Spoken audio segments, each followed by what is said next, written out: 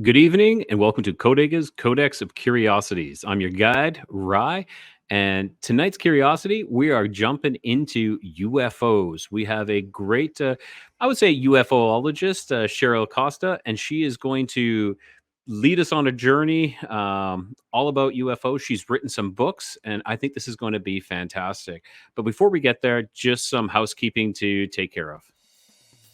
Click that like. If you're new here, subscribe and have the bell hit for notifications to stay up to date on all of the new content. All right, that's pretty fast. Also, if you yourself have any stories or any amazing experiences you want to share, make sure you email me at codexofcuriosities@gmail.com. And you might be like Cheryl, sharing your stories and your experiences and your research. And I look forward to it. All right, let's just jump into this. Let's bring Cheryl to the stage and see what she has to say. Hello, Cheryl. How are you doing? Not bad, Ray. How's it going? I'm doing great. I'm doing great. I'm so glad to have you on here. I know we've been talking for quite a while, trying to get something organized. A little bit of a hiccup there in the recent past, but we got things sorted, and I'm so glad to have you on. I'm delighted to be here finally. Awesome, awesome. So why don't you tell our listeners and our viewers a little bit about yourself and where they can find you? And if you've got anything that you want to promote, by all means, please let them know where they can find that as well. Where you can find me. The hackers took apart my website a long time ago. Oh, I gave up the domain. It was inhabited for a short period of time, and then by another country, and now it is a Chinese porn site. You don't want to go there. It's just loaded with computer viruses and wow. Trojans and everything. You don't want to go there. No. But I find it quite interesting is that if I wasn't putting out such interesting information, why would people try and take over my site? I had to rebuild my site about 5 times. Really? Yeah. See, when you start putting out information that gets people rattled. See, do you hear me being quoted in newspapers for the most part? No. I have talked to 150 major newspapers in this country. I'm a journalist, and they won't publish my numbers. They said, my God, it will scare everybody. Okay. Isn't that the thing that they always say? Oh, we can't release this to the public. It'll cause mass panic, But yeah, I hear that a lot, So yeah. I'm going, little old me, I'm going to cause mass panic, And now, if I was really the evil person, die, all of you. Here comes the numbers, Fair enough.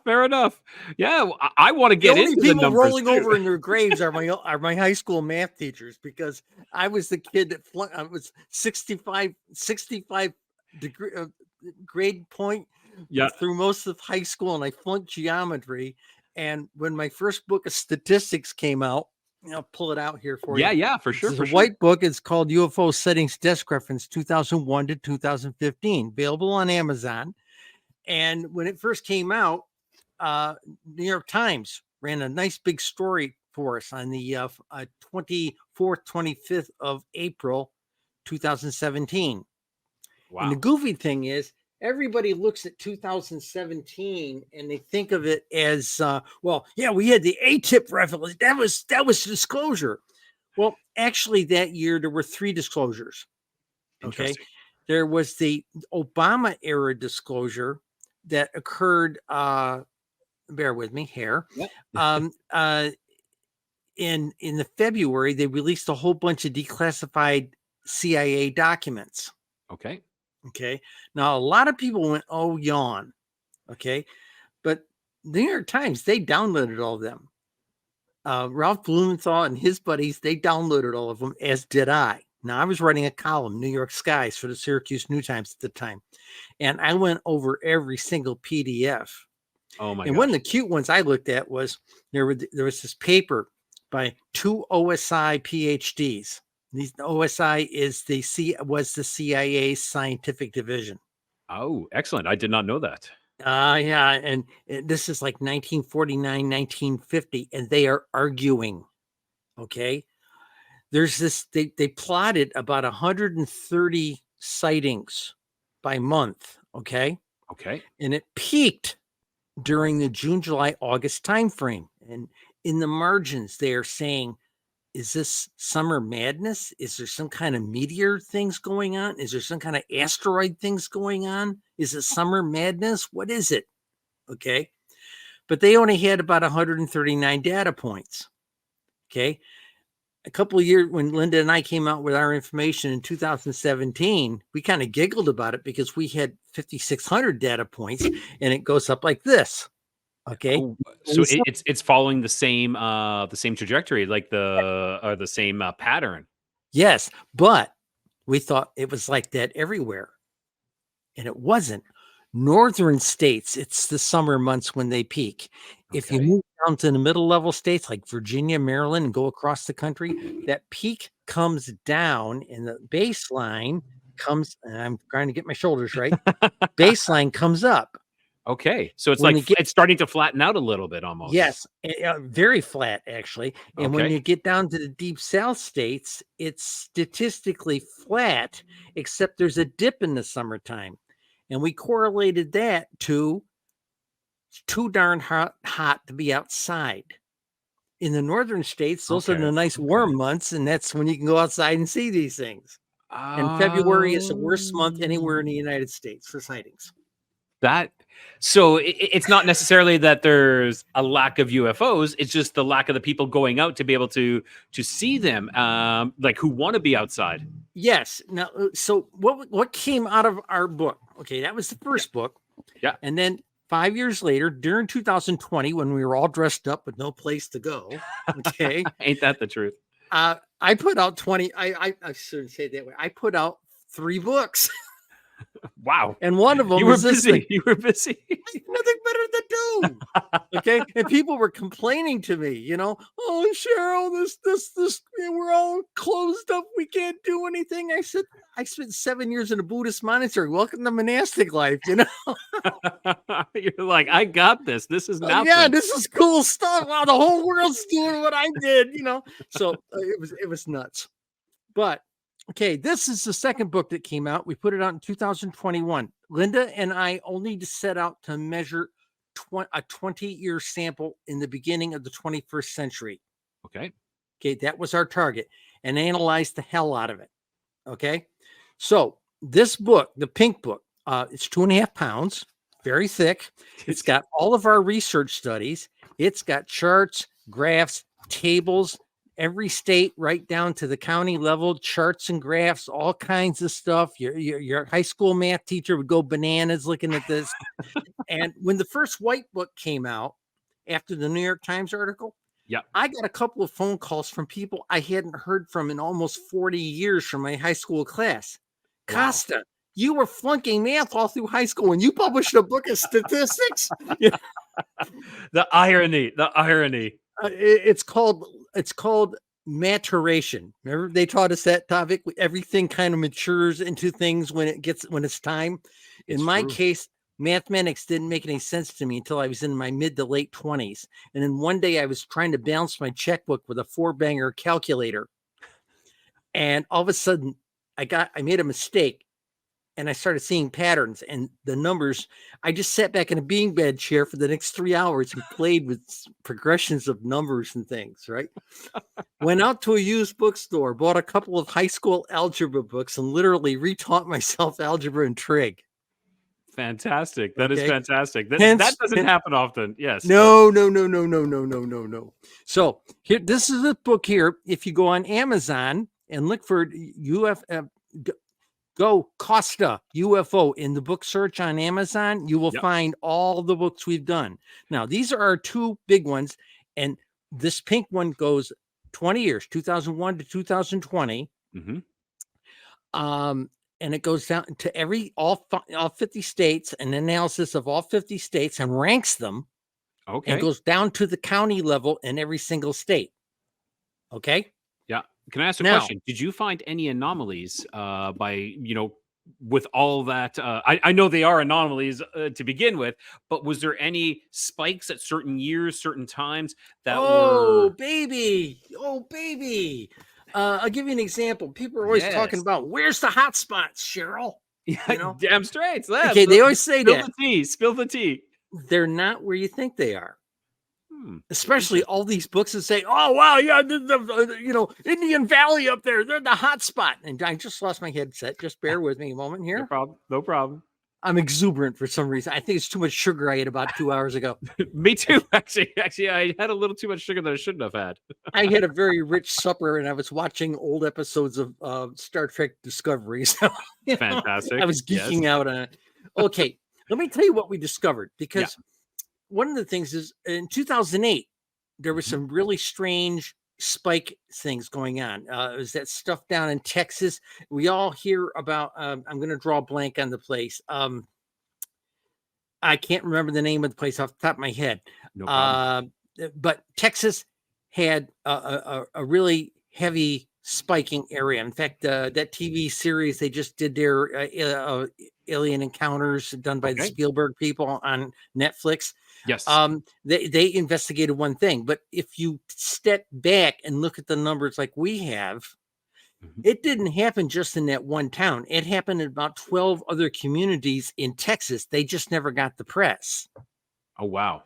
Okay. Interesting. I'll give you another one. I'll give you an example. This is again 2008.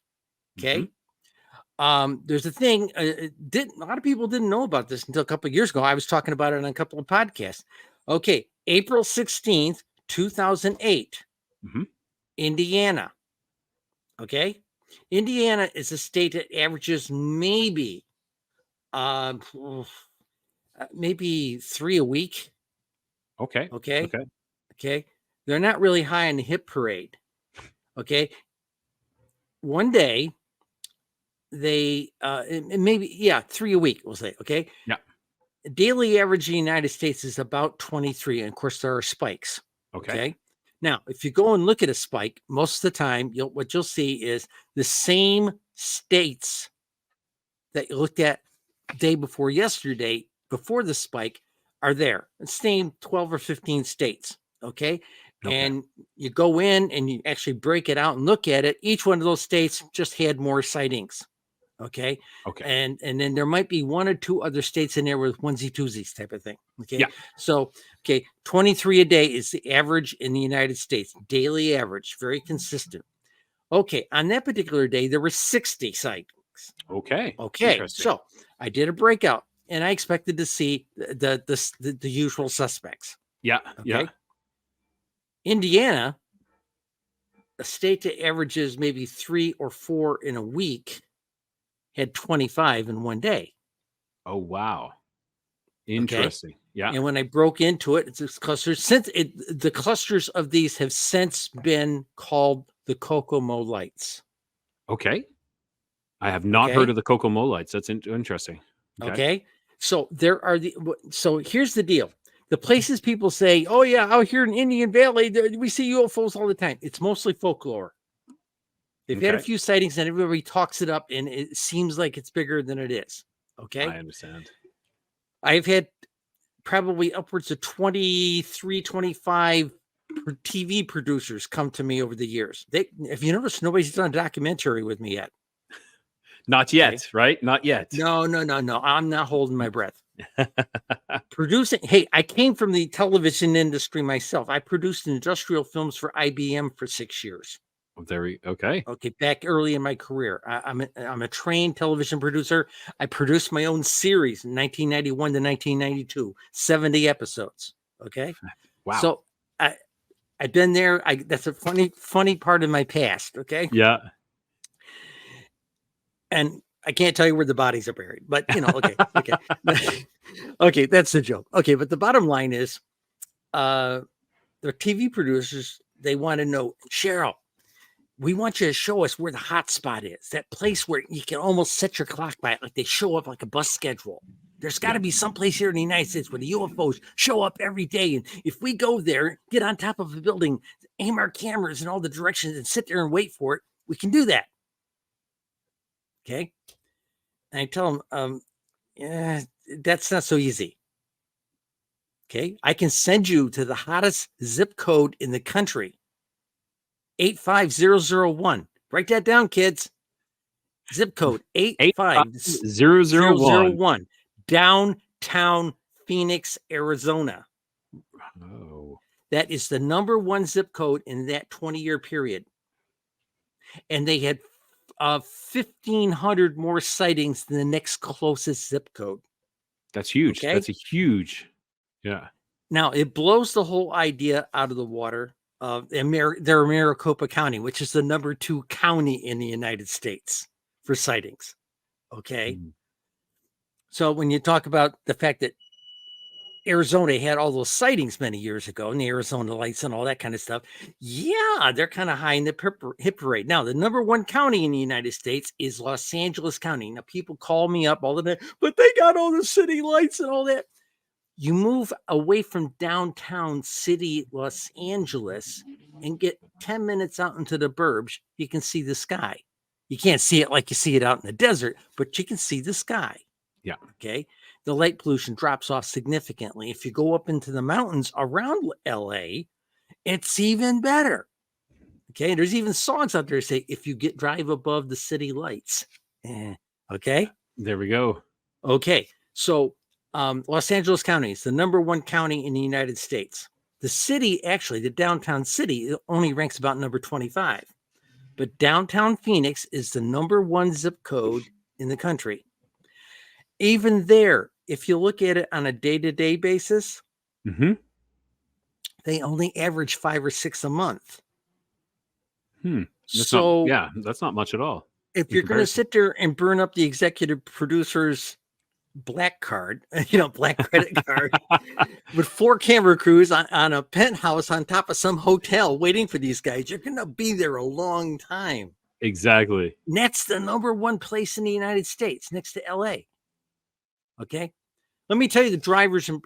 Now, here's the thing we learned. There are drivers. Every state, every location has drivers. There are also influencers, and some influencers aren't in every place. Okay, but there's a set group of them. Quickly, drivers, population. Okay, because a lot of people debunkers. When I first started writing my newspaper column for the Syracuse New Times, New York Skies, still available online, by the way. If you check that Google out, everyone, search check that for out. Cheryl Costa, Syracuse New Times, you probably find most of my 230 articles. Wow. Okay. Okay, population. Now, the debunkers say, Cheryl, it's all driven by population. Look at California. They got 42 million people, 38, 39, 40 million people there, and they got most of the sightings. Yeah, but California is a strange animal. It's equivalent to 3 or 4 states on its own. It crosses 9 lines of latitude. The climate changes. Okay, there's influencers there. So, population, temperate weather. Okay, they got temperate weather. Leisure time. Hours of darkness. Now, the hours of darkness thing is a major driver. Okay. I gotta pull this one out of my head here real quick. Yeah. 80% of the sightings, roughly 80% of the sightings happen after,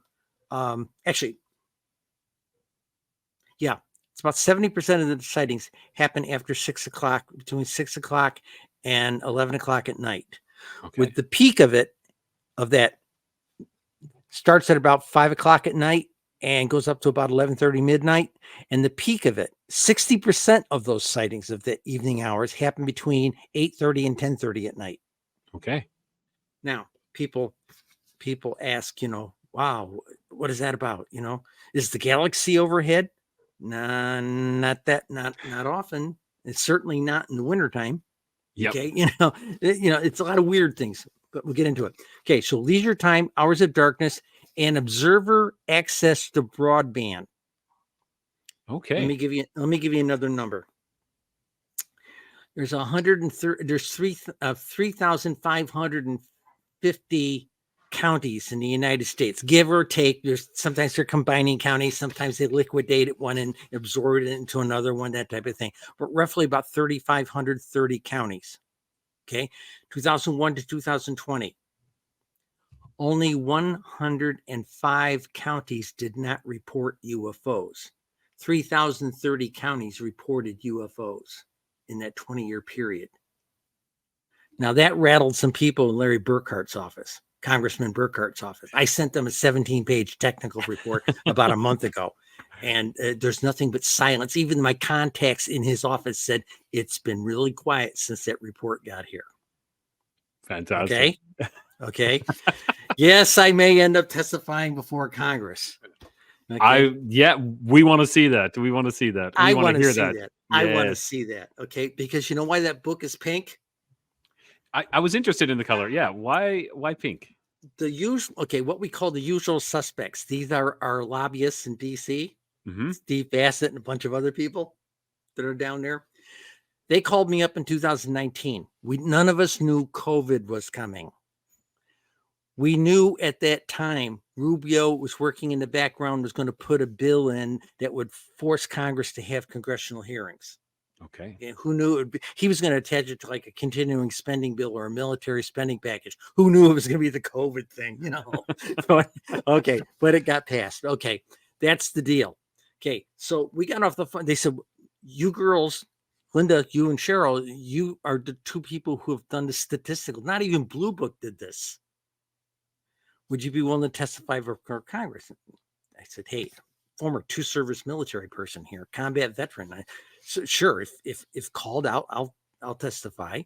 And Linda said, wait a minute. We were both government contractors our entire 30 years in DC. You work your whole career trying not to have to testify before Congress. Okay. So we're going, okay, yeah, all right. If called, we'll serve. Okay, fine. We got off the call. We're having, we have British tea in this household in the late day. Okay.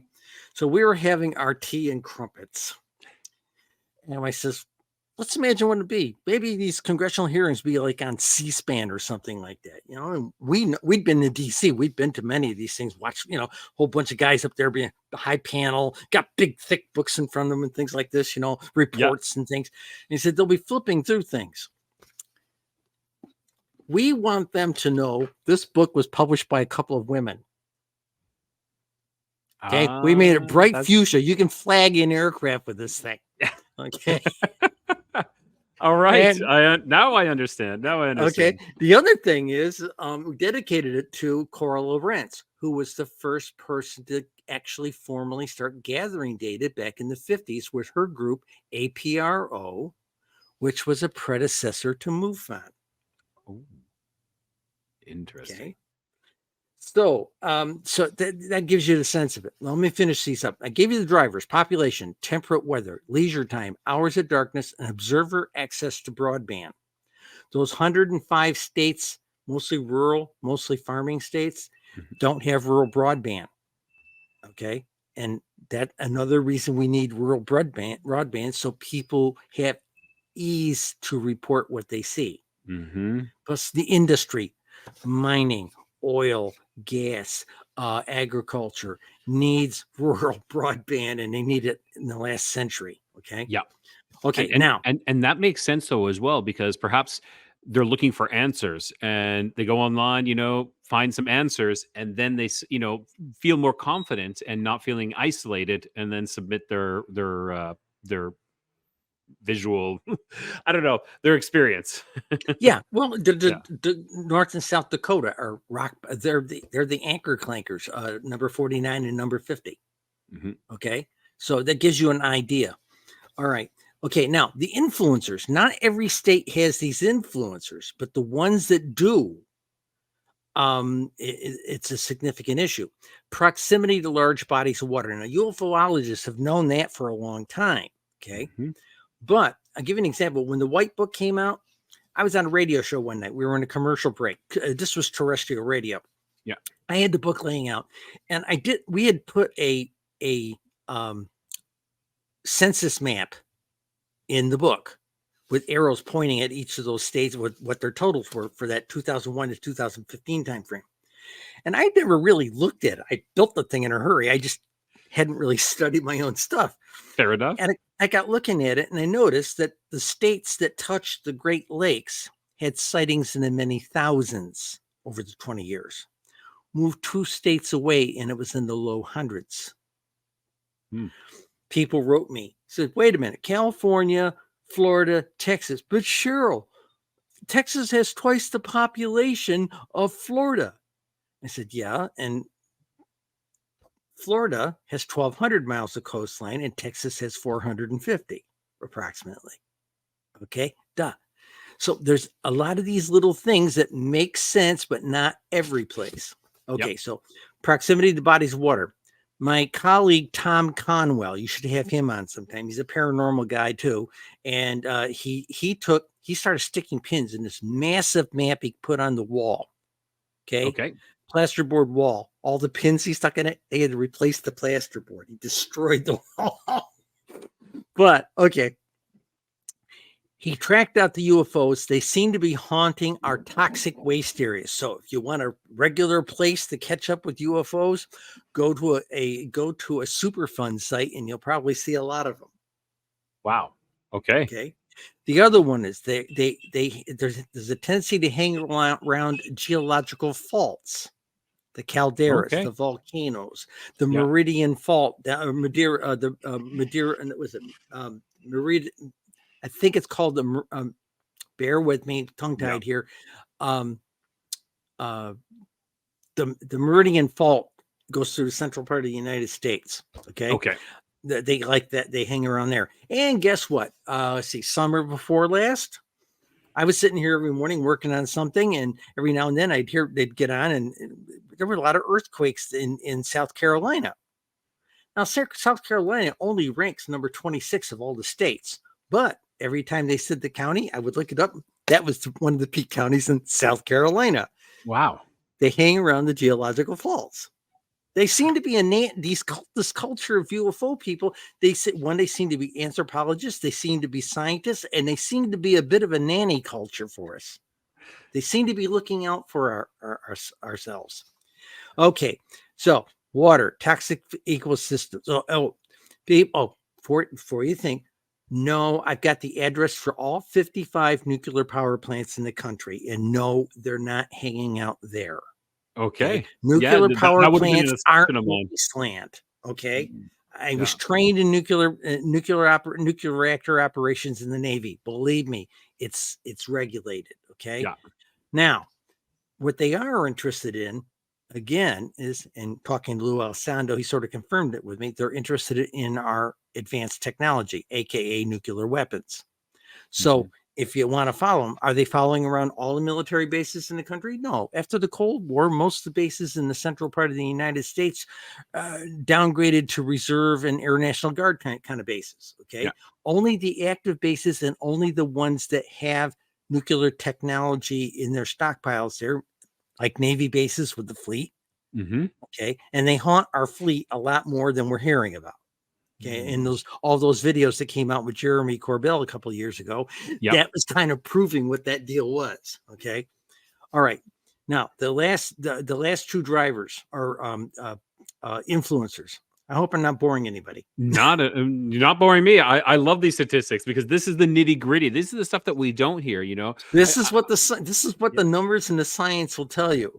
Yes, I find it fascinating. And Linda and I have sat here over tea going, wow, do you really think it's like that? The numbers don't lie, Okay. High media reports. And this is something that Project Blue Book identified. Give me an example. You have a sighting report. It gets in the paper like on Tuesday. And then Wednesday and Thursday, there seems to be another flood of reports in the newspapers and that kind of thing. Okay. Now, back in the Project Blue Book days, they thought this was copycat reporting. Okay.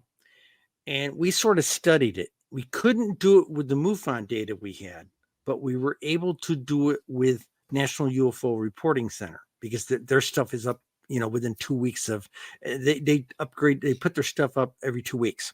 Yeah. So, okay. So you go back to one of these peak periods. So I remember I told you in the Indiana, that April 16th, 2008. Yep. Yep. I looked at, I found about 100 of those kinds of places over 20 years. Okay. So I went and looked those events up, and then you would see the report in the newspapers, in the television stuff, found the stuff online. Okay. Here it is. And then if you looked at like New Fork data, you saw additional sighting, a peak of sightings coming out of that location over the next couple of days. Was it copycat sightings? A little bit. People said, "Oh yeah, I saw that thing too," but most of it was people said, "Oh, it was in the paper, National UFO Reporting Center. Maybe I should report that one from 20 years ago, or 2 months ago, or 4 years ago." It was immensely an amount of retro reporting. Interesting. I was assuming that perhaps it was spurring people to actually, oh, there was a UFO sighted, and then gives them, a little bit of drive to maybe start looking, trying to see if they can see anything. I wonder if that has anything. That too. Okay. But the vast majority that I track on what I call these unusual hot spots. Yeah. Whenever there was a spike, and it got some usually gets regional press. It didn't always bubble up to the national wires. Okay. Yeah. And that's where the control is. There's people up. There's only six companies own all the media in the country. Okay. Yes. And there seems to be some policies about not talking about this stuff. Okay. Yeah.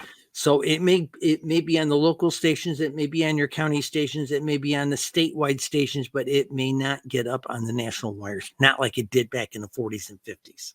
Yeah. Okay. And again, I'm a newspaper person. I kind of know how that works. Okay. The last thing that is an influencer is called the generational effect. Okay. And this is still a theory. We haven't 100% confirmed this, but we see this. We've seen this in 2 of the major sites, and actually about 3 or 4, but 2 that we can talk about. Okay, let's take the generational effect. Back in LA, Grandpa told us about the Battle of LA in February 1942 or 41, whatever. And he says, maybe if we look up, we'll see something. Okay, go to Phoenix, Arizona, Maricopa County. Mom and Dad told us about the Phoenix lights back in 97. Maybe if we look up, we'll see something. There's a cultural precedent. It's happened before. Maybe it will happen again. Interesting. Okay. This is fascinating. Let me give you some high statistical numbers here. Your audience. For sure. Let's do it. Okay, kids, get your pencils out and a piece of paper. You're going to want this. You're going to want this. You can dazzle your friends, Better yet, buy the book. Yeah, but exactly. Let me what I don't have in front of me right now to show you what we did during 2021. Back in 2020, when I was working on putting this book out, people were dropping me mails. Cheryl, yeah, you go down to the county level, but can't you go down to the village level? We'd like to know what's going on here. I think it was July of 2020. Mm-hmm. Again, I was sitting there on my dining room table and nothing better to do. And I went ahead and ran a report all the way down to the zip code and village level. Wow. If we had to make it into a PDF so we could see how many pages it'd be. If we had tried to print it, it would have been 1.5 feet thick. It would have been equivalent to 3 Oxford dictionaries stacked up, 1.5 feet thick. Nobody would print a thing like that. It would have been like a Gutenberg Bible for UFOs, Exactly. So we couldn't do that. So I said, why don't I just do a single book for every single state? We'll take all our best research work that we had in the pink book. Okay. Mm-hmm. All our papers. The first half of the book is our papers, what we've learned looking at the data. We wrote these scientific papers up. That would be that. And then the other part would be state level, county level, and then within each county, right down to the city, village, and hamlet level, and ranked by county, zip code, village, cities, and villages and their volumes. Okay. Linda didn't even think I could do it. She said, yeah, you'll never be able to do it. She stood up in front of a couple of conventions. I don't believe she'll ever be able to pull this off. That would take, you got to be very meticulous for something like this. Well, okay. In college, I took a course called Methods Engineering. Even though I wasn't an engineer, I took Methods Engineering. And methods engineering is what you classically hear is that back in the old manufacturing days, the time study guy that came around and timed every stitch you put in that pair of pajamas, or how long it takes you to put a wheel on a car on an assembly line, all that kind of stuff. Measurements of what it took to make things. Okay. Okay. All right. So I thought about it and I said, we're going to publish half the book with our papers. Then the other thing that's in front of the book is the entry pages, the table of contents, the copyright pages. That's called a verso. Okay, that stuff. That's only about 8 or 10 pages. And then the stuff for the state would be a smaller volume of stuff ranked a certain way. Okay. And I figured out how to build, since we were building this stuff, we weren't sitting down with Word and putting it together in Word. Yeah. We were building this stuff in PDFs, Adobe PDFs. Okay. So I could sit here and generate, I got a rainy day. I could sit here and just generate the versos, everything short of the ISBN number for all 50 books. I was able to sit down and make 50 copies. I made one PDF. They had all of our papers in it. Okay, had that. And then I started building the individual states, which was straightforward. It was a couple of spreadsheet type things, ranked a certain way, burn them into a PDF. Okay, and then put some extra charts and graphs and things like that. But again, I already had that stuff from the pink book. The numbers hadn't changed. Just kind of reorganization, kind of just restructuring everything. I had them all built. It was like stacking. It was like stacking boxes, and then you just merge the PDF and just have one big PDF. And I didn't do that until Linda had registered on Amazon, got me a PDF number. Okay. So I put them all together and said, Linda, here they are. They're done. So we put Ohio up first. We did it. Again, this is the mystical person. Okay. I'm a witch. I'm a card carrying witch. I'm a former Buddhist nun, and I'm an ordained Buddhist yogini. Okay. I'm a magical person. Okay. So why Ohio first? Well, we live here. Oh, there we go. Okay. We moved from New York State to Ohio 2021, December 16, 2021. We were sitting here on card tables and card chairs, with our we packed all of our apartment in bankers boxes instead of big packing boxes. The place was 2 layers of boxes deep, floor to ceiling. It looked like a container ship in here. That's how we spent Christmas. Okay. All right. Now, so the deal is this: we built Ohio. I had Ohio built. She registered in Amazon. That takes about a half an hour. She registered on Amazon. I put the PDF information, or the verso information, the ISBN number, that kind of thing. Put that in there. Made it into one file. She uploaded it.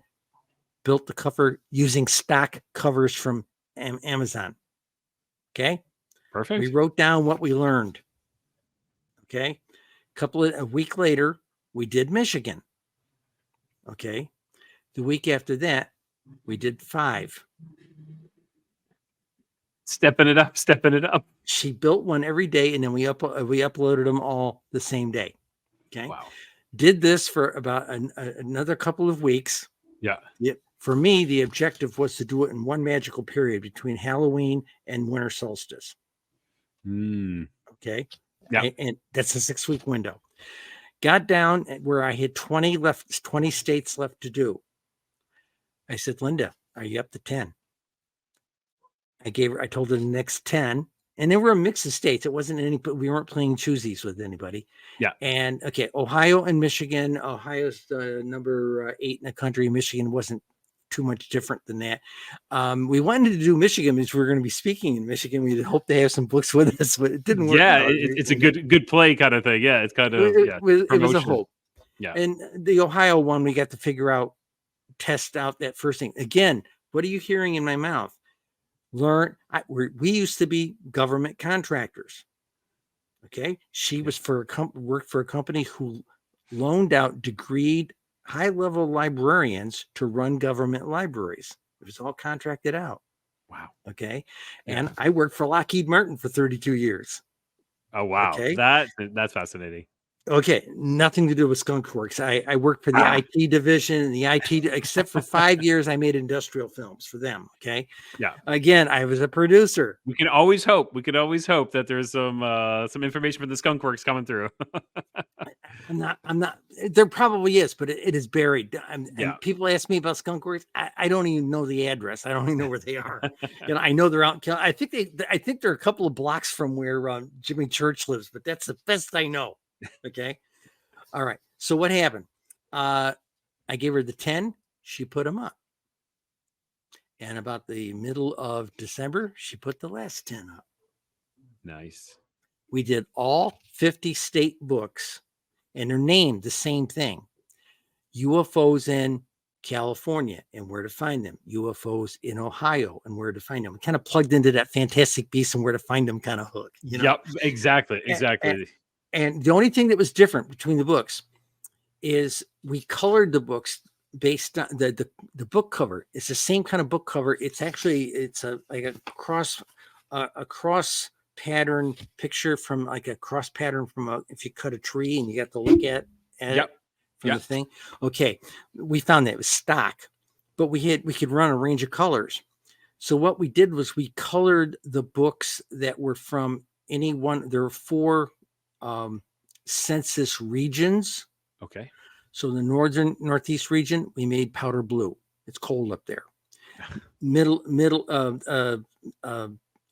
Lower south, we made orange. Hey, Florida orange, right? Yeah. The Midwest, green. And the West Coast mountain region and out into the Pacific, we made purple. Okay, so if you just by looking at the color, it's from your census region. Yeah. Okay. And that was how we did that. So the bottom line was we put out 50 books in a period of 18 months, and we actually published them all in a period of 6 weeks. Wow. That okay. And nobody that is insane. That is insane. and if you go up there, if you go Cheryl, if you just say Cheryl Costa UFO, you'll get slammed with these books, and you'll see a lot of them got 4 and 5 stars on them. And some of the ones where you see only 2 or 3 stars, we got hate mail. Well, we bought that book and there was no sightings in there from our town.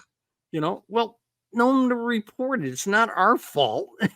It's not our fault that people didn't report anything from there. Yeah, exactly. Okay, but there were people that held it against us that we didn't. There was something wrong with the book because they didn't have UFOs there. So yeah.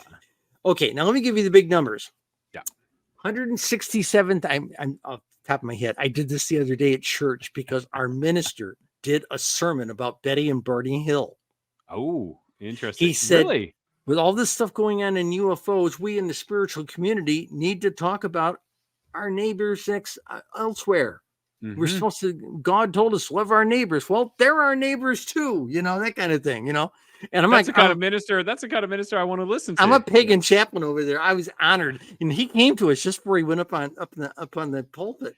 He came over to us, says, I'm going to mention you guys. I said, oh, Jesus, here we go. It was one of the few places they didn't know we wrote UFO books, Cat's out of the bag now. It's a Unitarian church, they're great. There we go. Yeah. And I'm their pagan chaplain, so this is great. Cool. I even have a clergy badge and everything, so that gets me in the hospitals, there we go.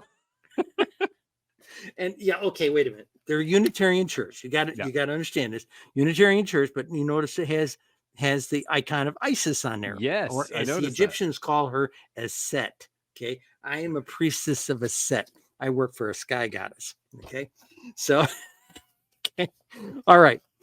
167,632 UFO sightings between 2001 to 2020 reported in the United States. Now, remember how big that number is. Yeah. If you got a calculator, set it out on the table. You're going to want to run a number in a couple of minutes. 167,632. Okay. Okay. Hold on 1 second. I'm going to do this. So 100. Let's do this. 167,632. Okay. And that's between MUFON and New Fork. Okay. We got it. All right. Roughly, that breaks down to about 8,381 a year. Let's just say 8,400 for round numbers per year for the United States. These are U.S. numbers only, in case you got international listeners. About 700 a month, about 161 a week, and about 23 a day on average. Okay. Now, the skeptics, Cheryl, they can't all be real. The guy who was the manager of the Staples, where I used to go get pieces run off, he's like, didn't want to burn up the cartridge on my printer. Okay. Cheap. It's cheaper to get on the Staples. Use their ink. Of course. Okay. So he said to me, Cheryl, you did take out all the kooks, nuts, and crackpots, right? And I said, how was I supposed to do that? I said, tell you what, I'm going to do it a different way. I said, look, Ralph, I can do it differently. He said, what do you mean? I said, what if I took some off? He says, okay, how many you can do? I said, that's the question. How many do I do? Okay. Well, he thought 5, maybe 10%. I said, I'll do you one better. Why don't we throw 70% away and only keep 30% of the sightings? Does that feel more palatable to you? Oh God, Cheryl, yeah, yeah, boy, that makes them really rare. Okay. So 30% of the 167,632 works out to about 167,000. I'm sorry, stop. Wrong. Long day. Okay. Yeah, that's 30% of the 167,000 works out to about 50,000 a year, 50,289 for 20 years. okay. Okay. 50,000 for 20 years, about 2,500 a year, about 210 a month, about 4 a week. Okay. Now, think of what that means. This is the United States now. If 30% of the real thing, don't you think it's praiseworthy that we've got 210 starships a month, every month for the last 240 months of 20 years coming to the United States? When you say it like that, it actually adds more. It's got more power to it, more oomph as well, right? Oh, you want to know when I scare the editors out of the room? That's when. So, but then they say, Cheryl, they can't get here from there. Okay, but okay, first thing, okay, they can't get here from there. They're thinking that galaxy or that solar system, 200 light years away or 5,000 light years away.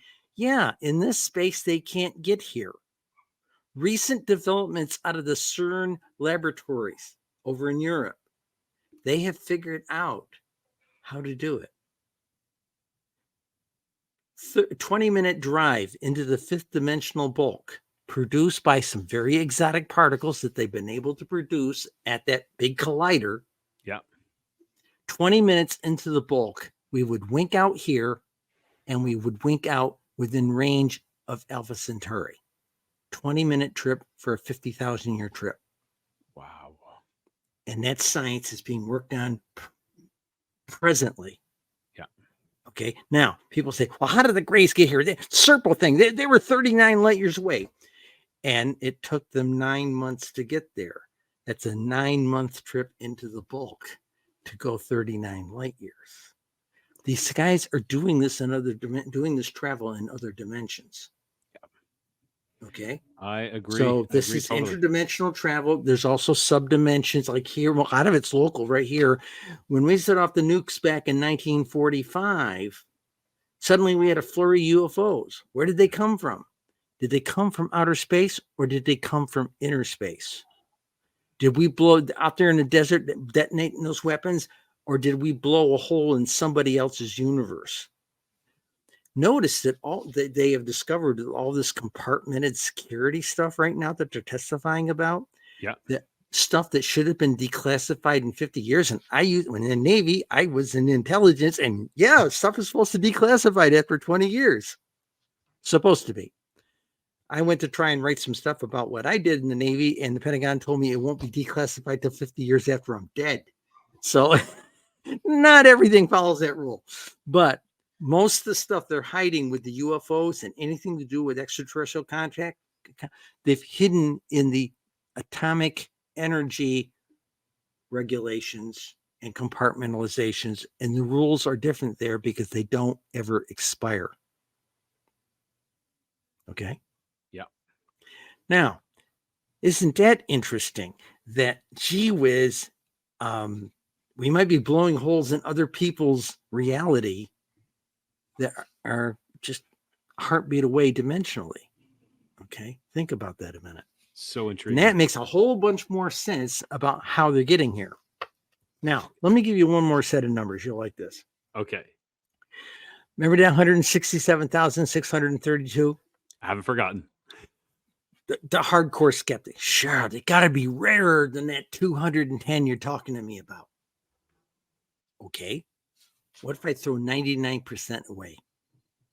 99%. 1% for that 20-year period is 1,676 for 20 years, about 84 per year, or about 7 per month. 7 per month for 240 months of 20 years.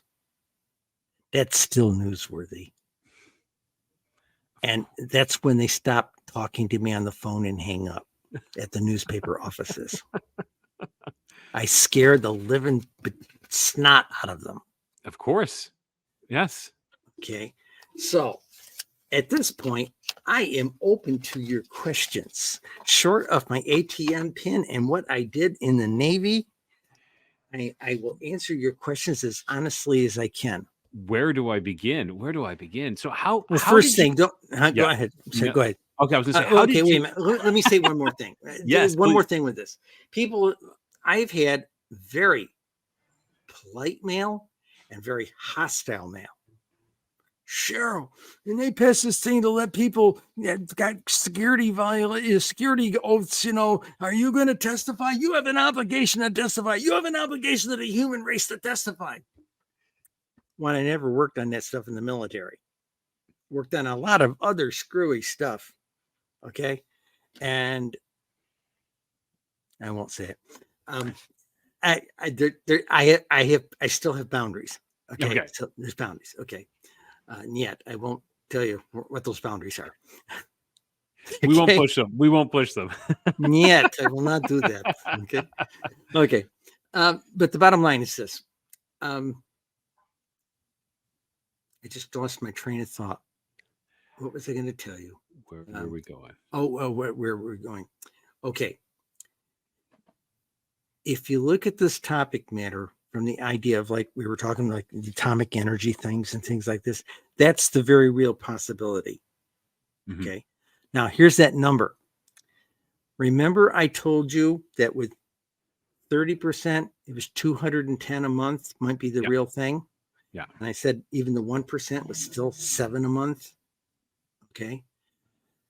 Kids, take the 167,632 and put it in your calculator.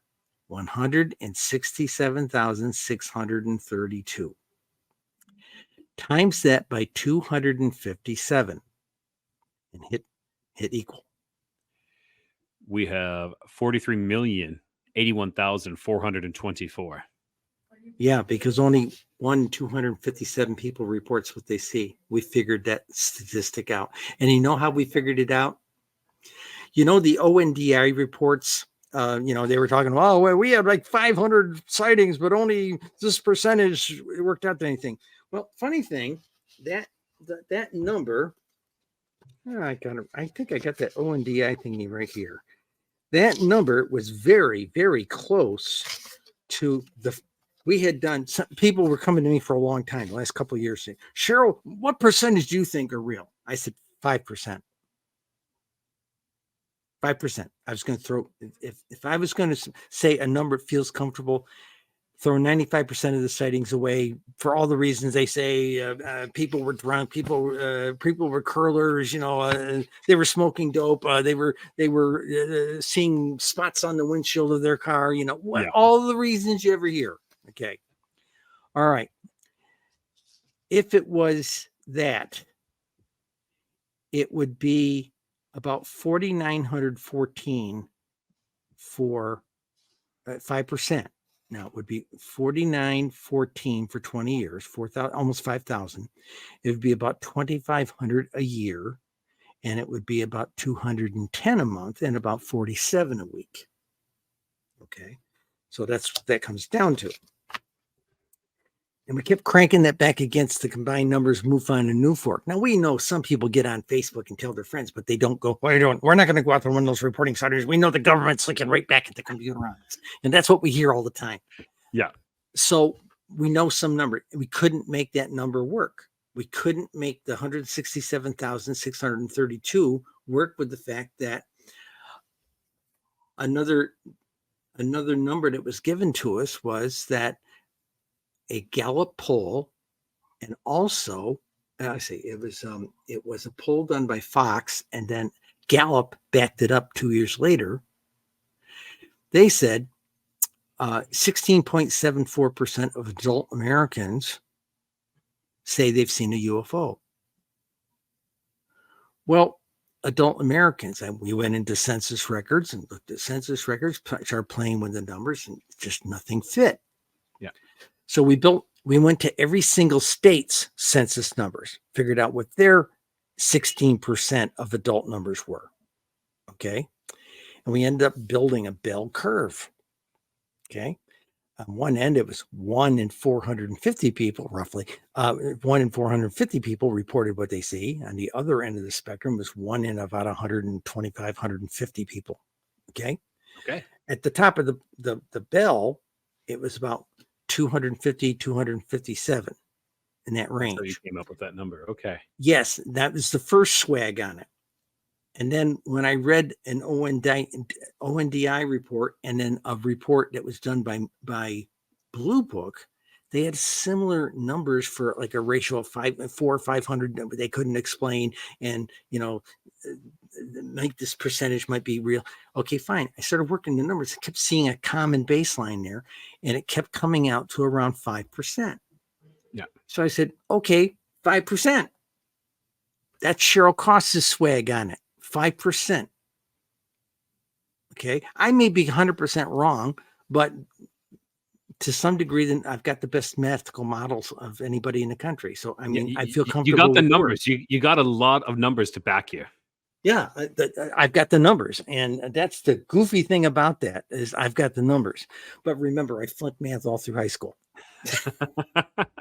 No, okay. For those people, I've got a nice deep voice. I'm a transsexual woman. I'm a trans woman. It's old news. I changed 35 years ago. Yeah. Okay. Boy, I was a sweet looking babe back then too. Trust me. Hot as hell. Okay. These days, the mammillaries, they're like dowsing rods. They point down, but I'm 72 years old next month, for God's sakes, So, all right. So the deal on all of this is when I was going through all the screening they do for this stuff. Yep. I graduated in the lower quarter of my high school class. My guidance counselors wrote me off as somebody who just needed to basically learn how to push a broom at some factory. Okay. Nobody realized until I got in the Air Force I was dyslexic. Oh. And I hadn't matured to handle mathematics. Funny how I matured. Okay. Yep. All right. So Hopkins runs me through a set, and I came up with this 140 IQ kind of thing. Hey, you should be a member of Mensa, that kind of thing. Yeah. A couple of years, about a year or two later, the government, when I was working for Lockheed, the government tried to take my clearance away. Because I was still sort of like 50% in the closet. I was Cheryl outside of work, but what's his name at work, that type of thing. Yeah. And I don't dead name myself. And so they said, well, we think you can be blackmailed. Government guy. I said, well, could you give me we're going to turn off your clearance. I said, could you give me 3 weeks? I think I can fix it.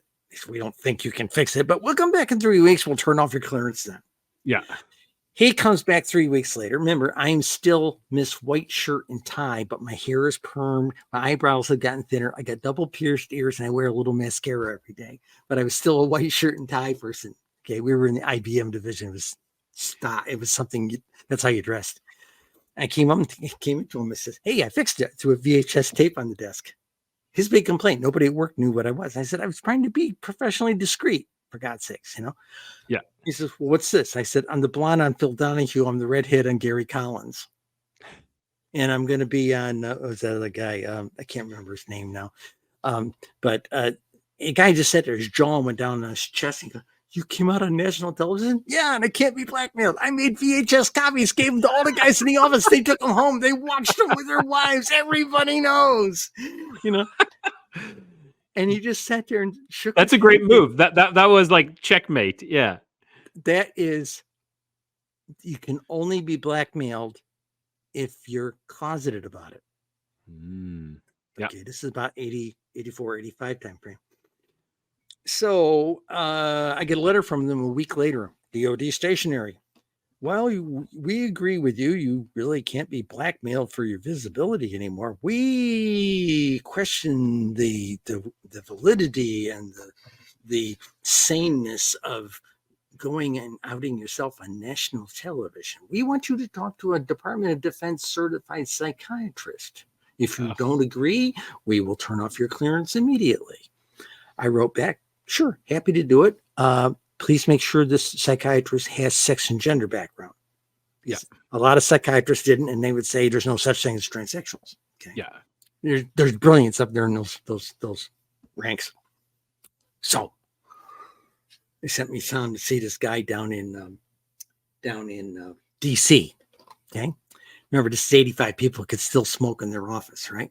Of course. So he's I get in there, the guy talks to me for 20 minutes. I show him I'm a columnist in a transsexual magazine, and all this stuff. And he says, yeah, okay. He says, he sits back in his chair, lights up a smoke, sits back there, and he says, Cheryl, he says, you're saner than the people that sent you here.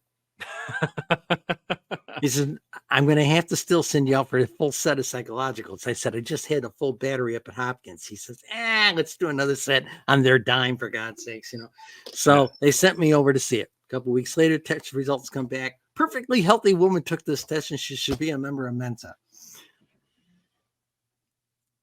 There we go. Transsexuals are not insane. We're usually very much higher intelligence than the average person. Who knew? Okay. But that's because we get two sets of intelligence running around in this chicken soup. Okay. Okay. I will take your questions. Okay. I only got a couple. A couple. I know we're getting to the time there. So I know. Why UFOs? How did you get into UFOs? Like you jumped in, right into the deep end, and you've got so much information, but why UFOs? That was the other closet. Oh, okay. So my first UFO, 1965. I was about 12 years old. Okay. It was about 3-4 weeks before school started after Labor Day. Mm-hmm. Okay. Wet season. Corn was higher than our Chevy Impala. We were up visiting an uncle on his farm. Coming down off the hill on a dirt road, Sunday afternoon, facing west. We got about halfway down the hill. This is upstate New York. So, got halfway down the hill. Mom said, stop. Dad pulled over a minute. She pointed out, clear blue sky, parked out there like a rock was a sphere. Okay. Show you how big it is. Hold your arm out and look at your little fingernail. That's how big it was. Okay. Ballpark. Okay. Yeah. And Mom sat there and I said, Mom, what is it? She said, well, NASA was only a few years old at that point. Okay. Maybe it's something NASA's doing. Maybe it's something the Air Force is doing. Maybe it's a weather balloon. Maybe it's people from another world. Your mom said that? My mom said that. Fantastic. Okay. That is great. Back when we were still talking. Yeah. I'm disowned and disinherited. So it happens. It happens. Yeah. I can still, on the other hand, though, I can still pick up a telephone. I can call her, my 92-year-old mother. I can pick her up on the phone, call her up on the phone and say, hey, Mom, I got a really good UFO sighting for you. Yes. Yeah. What? Otherwise, she doesn't want to talk to me. Okay. Okay. So that was that. We got down the bottom of the hill, drove off. It was still out there. Remember those big old Chevys? They had those big back windows, you know. Yes, yes, So yes, I'm yes. up there in that window. Who are you guys? Who are you guys? You know, and when that thing decided to leave, I didn't see an effect like this until like the late 80s, early 90s with one of the first couple of Star Trek movies type of thing. A thing like that changes you. Yes. So suddenly, you know, you're 12, 13 years old, you're coming into your teens, mom and dad are stupid, you know how that was, you know. Yeah. So Yeah. you're sitting there with this whole thing, and suddenly mom and I started getting close and started talking. And we'd get books at the library, or she'd buy them at the bookstore. I was a boy in those days. I'd be at the barbershop, open Argosy magazine. Hey, a UFO thing, running across the street to the coffee place, you know, take it home, you know. Yeah. That type of thing. When Von Daniken's book came out, our copy in the household, mom dog-eared on the top, I dog-eared on the bottom. We destroyed that book, you know. So I was close to it. All right. Move ahead. That was 10th to 11th grade. Okay. I graduate from high school. I go right into the Air Force. Okay. Lesser known thing. Yes, I'm a cleric now. Okay. I was that good little Catholic boy who went to mass every morning. Every morning. Everyone thought I was the one of 2 or 3 people who were going to be a Catholic priest out of our school class. Okay. I was supposed to go to seminary after I graduated. Something happened. I was at dinner at the parsonage, and the senior pastor, back in those days, Catholic churches had like 4 priests, and you know, usually the older guys, and there was like a guy right out of seminary, you know, probably 25 years old, something like that, you know. Yeah. So I'd been down there washing the cars with him, okay, you know, and they invited me in for supper, and something was on TV that made me cry. It was something on news, and it showed some really sick people. Yeah. And I started crying. Okay. I was the boy who cried. And the pastor with liquor on his breath told me, if you're going to be a priest, you're going to have to be tougher than that. So I just tried to roll with it. Okay. Yeah, I get that, Father. No problem. He wouldn't let go of it. And I kept trying. I kept trying to get out of it with him. He wouldn't.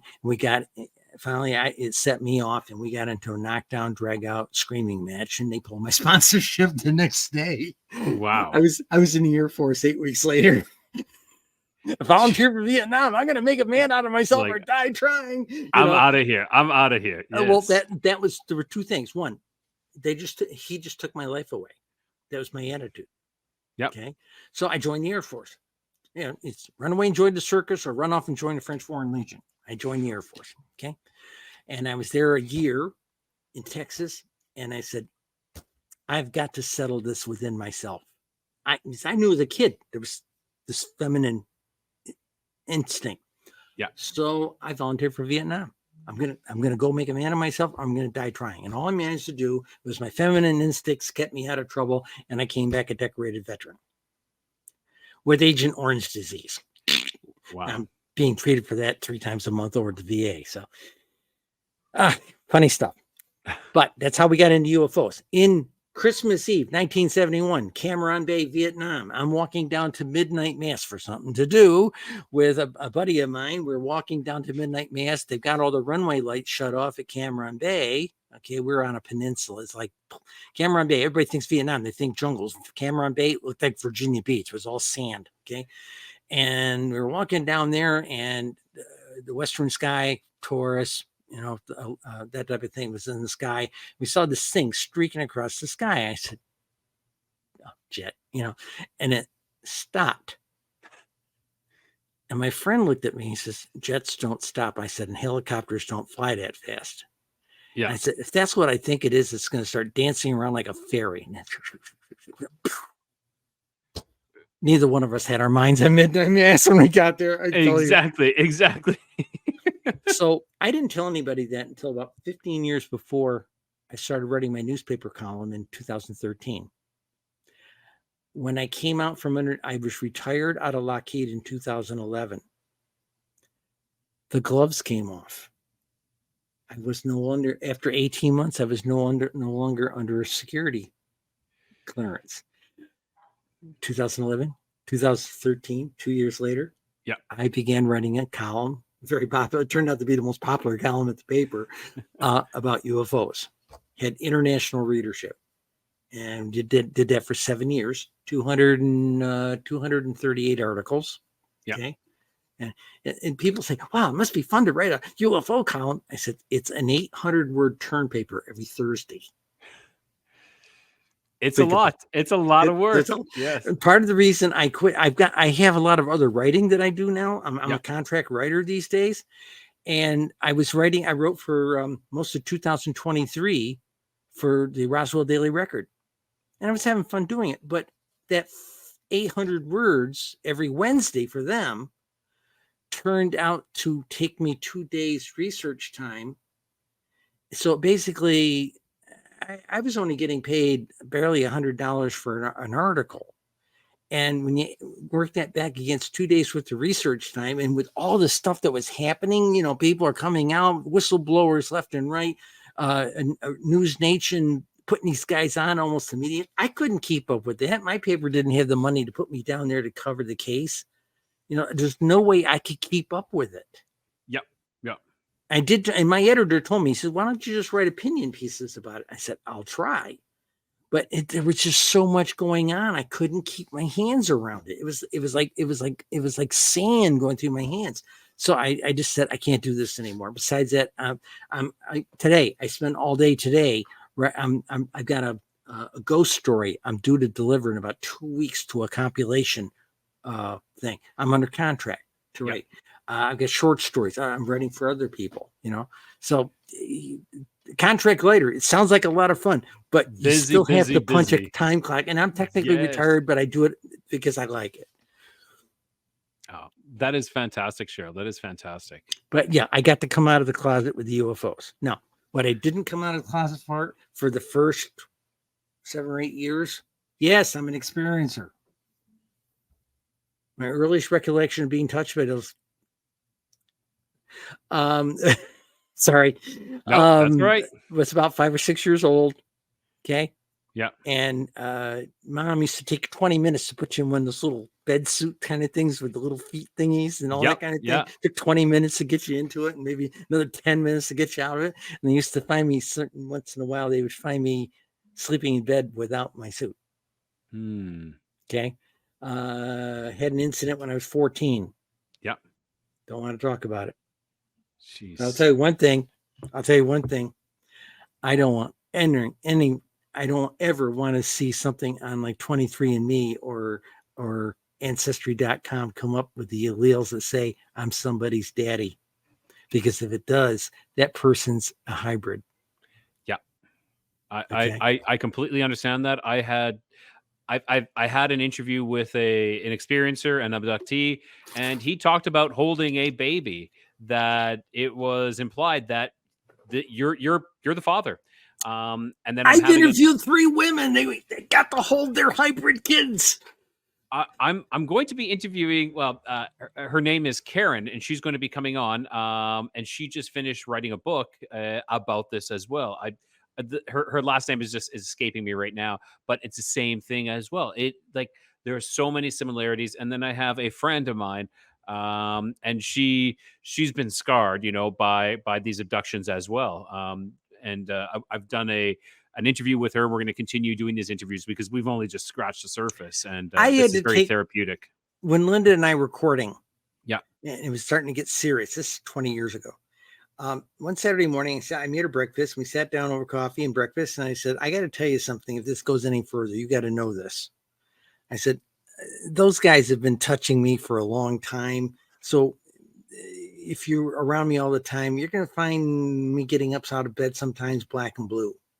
Jeez. Okay. And they haven't let up. And here we are. At that point, I'm in my late 40s, early 50s. Yeah. And she just said, okay. I said, what do you mean, okay?